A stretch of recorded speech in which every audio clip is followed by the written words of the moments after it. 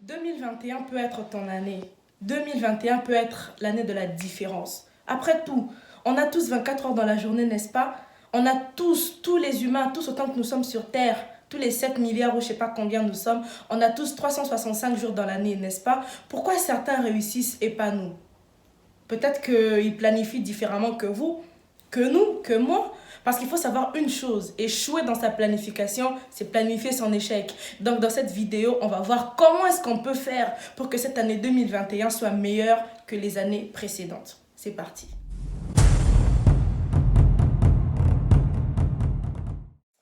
Bonjour, bonsoir tout le monde, tout dépendra de l'heure à laquelle vous allez regarder cette vidéo. Moi c'est Aura Salt, pour ceux qui ne me connaissent pas, je suis très heureuse de tourner la toute première vidéo de l'année 2021. Voilà, nous sommes là, on est arrivé, nouvelle année.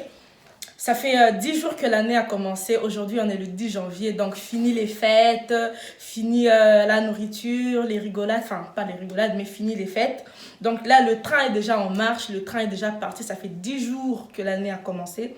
Et nous, on va pas rester comme ça, en fait. On va pas laisser cette année nous passer à travers comme l'année précédente, 2020. On l'a pas vu passer, nos plans ne se sont pas réalisés. Donc, comme je dis très souvent dans mes vidéos précédentes, d'ailleurs, si vous les avez pas vues, je vous invite à aller les voir. Il faut qu'on puisse s'adapter. Le confinement, le coronavirus, c'est bien beau, mais nous, on va pas se laisser faire. On va pas rester là à croiser les bras, à laisser les autres nous dépasser et à nous demander après, mais comment ils ont fait avec tout ce qui se passe et tout. Non, on va planifier. Je ne suis pas seule aujourd'hui, j'ai Bibi avec moi, mon petit carnet qui m'a aidé à préparer la vidéo. Donc du coup, on va planifier. Dieu, il fait sa part et nous aussi, on a notre part à faire. Comment est-ce qu'on peut faire pour que cette année soit meilleure? C'est la planification. On doit planifier l'année. On doit se préparer à l'année. On doit préparer chaque étape de l'année. On doit préparer nos journées, on doit préparer nos semaines, on doit préparer nos mois jusqu'à ce qu'on puisse arriver au mois de décembre. Donc du coup, la première chose qu'on peut faire pour que cette année puisse être meilleure, c'est de faire d'abord le bilan de l'année précédente. Parce que tu ne peux pas... Il y a un adage qui dit... Il faut reculer pour mieux sauter. Bon, dans cette vidéo, on ne va pas reculer, mais on va regarder en arrière pour mieux sauter. D'accord?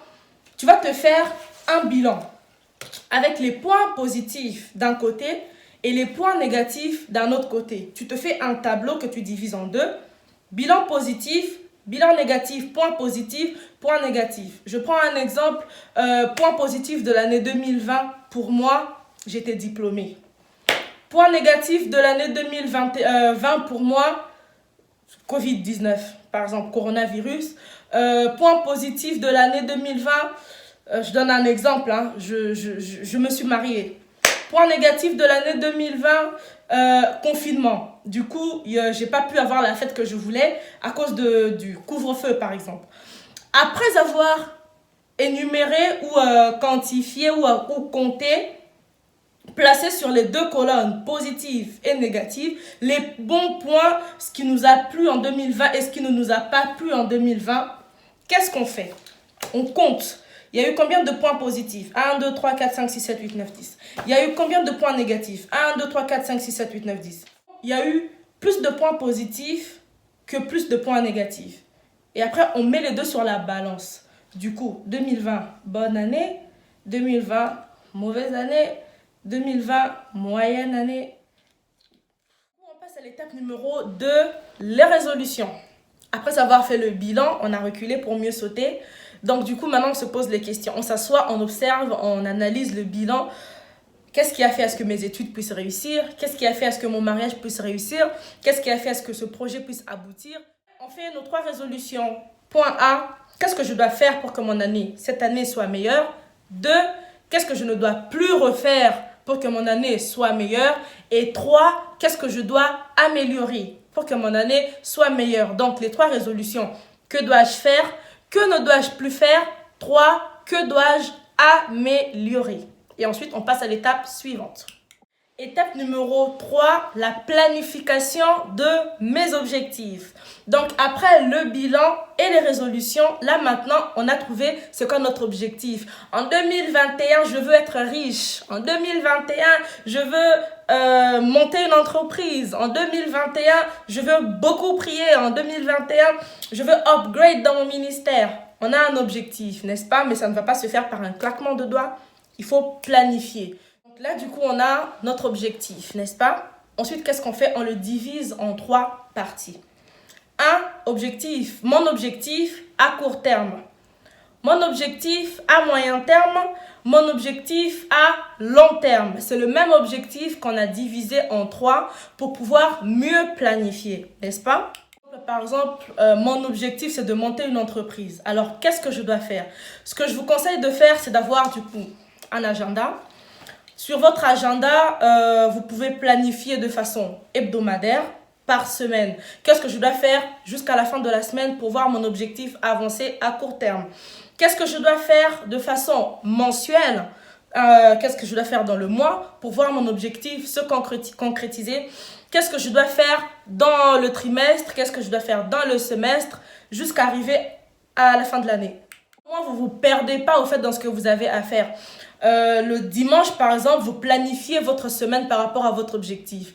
Qu'est-ce que je dois faire? Je dois voir des fournisseurs lundi, mardi, je dois recruter, mercredi, je dois faire ceci, jeudi, je dois faire des achats, vendredi. Et plus vous planifiez par étapes, vous n'allez pas au fait vous perdre dans votre objectif, vous allez garder le cap vers la concrétisation de cet objectif. S'il vous plaît, c'est vraiment un bon conseil. Écrire, au fait, les écrits restent, les paroles s'envolent. C'est pas faux, c'est vraiment ça.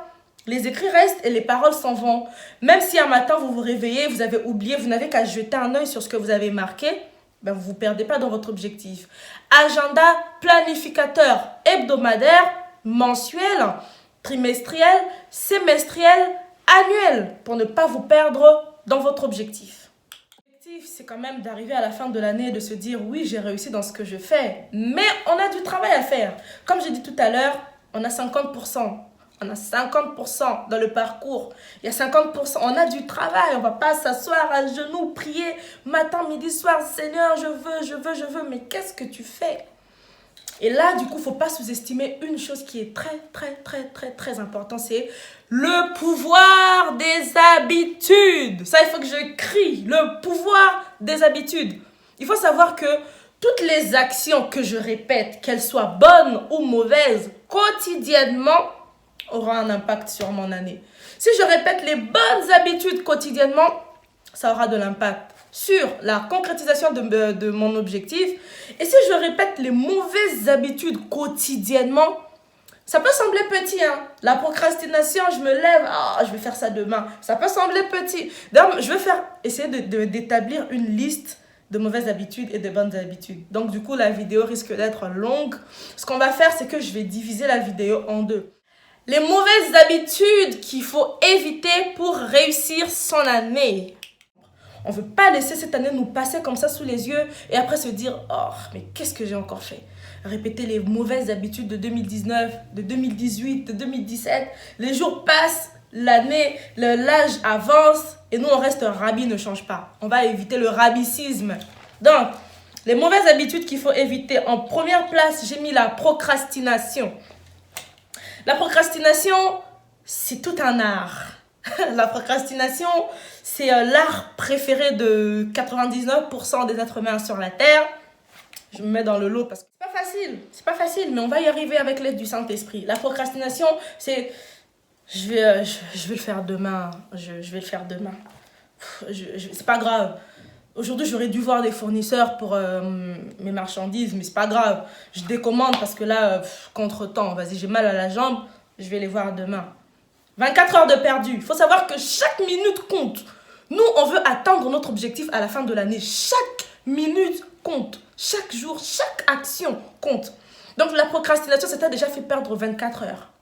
Remettre à demain, ce qu'on peut faire aujourd'hui, il ne faut pas faire ça. Aussi comme la procrastination, c'est la paresse, la flemme. Je suis fatiguée. J'aurais dû aller aujourd'hui faire ci, mais je suis fatiguée. Ah, vas-y, il pleut. Le ciel, il est trop gris. Mon moral, bref, j'ai trop de problèmes. Il faut éviter. La négligence. Il faut qu'on se batte. Il faut qu'on se batte contre la négligence. Vous savez, tu peux passer à côté de la concrétisation de ton objectif parce que tu as été négligent.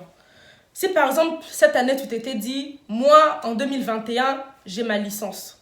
Moi, en 2021, j'ai mon master. Moi, en 2021, j'ai mon bac. Moi, en 2021, j'ai mon BTS. Moi, en 2021, il faut que j'ai ci, il faut que j'ai ça, il faut que j'ai ici. Mais si tu fais mal les choses, si tu t'y prends mal, tu te dis, ça va passer crème. Il y a des jeunes qui disent, ah, le bac, je ne vais pas réviser. On ira au talent. J'ai beaucoup entendu ça, on ira au talent. De toute façon, quand le prof il expliquait en classe, j'avais entendu les explications. Ça ne sert à rien de réviser, ça va le faire. La négligence, ça va te faire passer à côté de ton objectif aussi facilement. Tu ne vas rien comprendre. Tu ne vas rien comprendre. Le fait de chercher à faire les choses à 50% alors que tu sais au fond de toi que tu peux te donner au maximum. Le fait de ne pas donner le meilleur de soi, c'est de la négligence. C'est bien, on se dit, moi je vais être la meilleure version de moi-même, je vais être la meilleure version de moi-même. Mais il faut savoir que pour être la meilleure version de soi-même, il faut donner le meilleur de soi-même. Il faut que ce soit proportionnel. La quantité de ce que tu donnes doit même être proportionnelle à ta vision, à ce que tu veux. Si tu veux perdre des kilos, tu veux perdre 20 kilos, tu vas à la salle une fois dans la semaine. Bon, après, c'est compliqué en ce moment d'aller à la salle. Tu fais des exercices à la maison une fois par semaine et en plus 30 minutes par jour. C'est de la négligence. C'est de la négligence.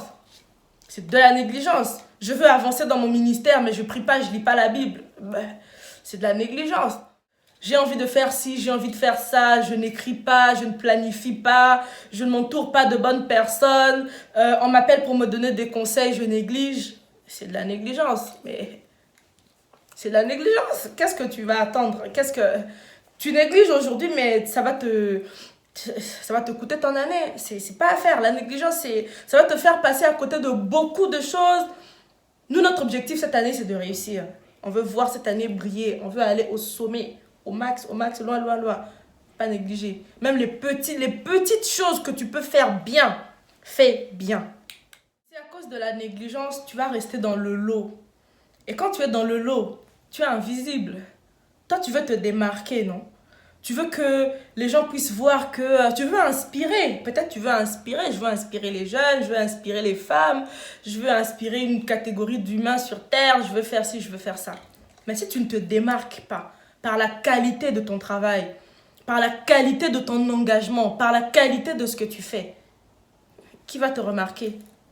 Comment tu vas te démarquer? Tu négliges, tu vas rester en bas. La négativité. Voir le mal partout. Voir que le mauvais côté des choses. Voir le verre à moitié vide. Cette année, en 2020, peu importe ce qui va se passer, peu importe l'adversité, peu importe les combats, peu importe les problèmes, les soucis, peu importe, vois toujours le verre à moitié plein. Même si tu sais que là, on ne m'aime pas, même si tu sais que là, ça va être compliqué, même si tu sais que je ne suis pas de ce milieu-là, ça va être compliqué, ça va être difficile pour moi d'y entrer, ne vois pas le mauvais côté des choses. Si on t'accepte, tant mieux. Si on ne t'accepte pas, tant pis. Marche avec cette devise dans la vie. Soit je gagne, soit j'apprends. Tu ne vas pas perdre. Enlève dans ta tête l'échec. Oublie l'échec, oublie tout ce qui est négatif, mets ça de côté. Soit tu gagnes, soit tu apprends. Ne vois pas la négativité, ne vois pas que les mauvais côtés des choses, le mauvais côté des choses. Tu sais, même les personnes qui t'aiment pas, même les personnes qui sont méchantes envers toi, au fait, Dieu, il peut passer par eux pour t'enseigner. Dieu, il peut passer par eux pour t'enseigner. On connaît l'histoire de Joseph, non? On connaît l'histoire de Joseph. Ses frères lui ont vendu. Oui, c'était mauvais, mais après, c'était un chemin par lequel Dieu il était passé pour visiter Joseph. Il a fini roi d'Égypte parce que ses frères l'avaient vendu. On connaît l'histoire de David, non? Son père, il avait d'autres fils qui étaient ses fils chéris. Lui, on l'avait mis là-bas dans la forêt pour élever, je sais pas quoi. Il a été formé là-bas dans la forêt. Le roi David qui connaît pas le roi David. La négativité, on oublie. On voit la négativité aussi comme un tremplin, comme une opportunité. Dans cette négativité-là, je vais apprendre. C'est le manque de constance. Lâcher à la première difficulté. Le manque de constance dans son humeur, le manque de constance. Tu es triste, tu es content, tu es joyeux, tu as peur, tu es motivé. D'un coup, un moment, je vais y arriver après. Oh, vas-y, c'est trop dur, j'arrête. Le manque de constance. Il faut arrêter. Si tu rencontres une première difficulté, la difficulté, c'est pas parce que c'est difficile que c'est impossible, en fait. De la difficulté, tu t'adaptes. Il y a eu le coronavirus, c'est pas ça qui nous a empêchés de vivre. Hein. J'étais motivée au départ, mais là, je sais pas, je suis pas dans le mood. Le nouveau mot qu'on aime beaucoup en anglais, c'est mood. Je suis pas dans le mood. Mon mood, il a changé. Que ton mood ne change pas, reste constant, reste constant. Garde le cap, reste constant. En 2021, ne sois pas naïf. Écoute, tu as un objectif, non? Tu veux atteindre un objectif d'ici le 31 décembre 2021. Mais ne fais pas confiance à tout le monde. Ne fais pas confiance à tout le monde. Ne raconte pas ton projet à tout le monde. C'est pas tout le monde qui va être content de ce que toi tu vas leur raconter. Toi tu viens, tu leur dis je veux créer un avion, mais on va se moquer de toi, on va dire oh, lui aussi. Il se prend pour Bill Gates, il se prend pour qui?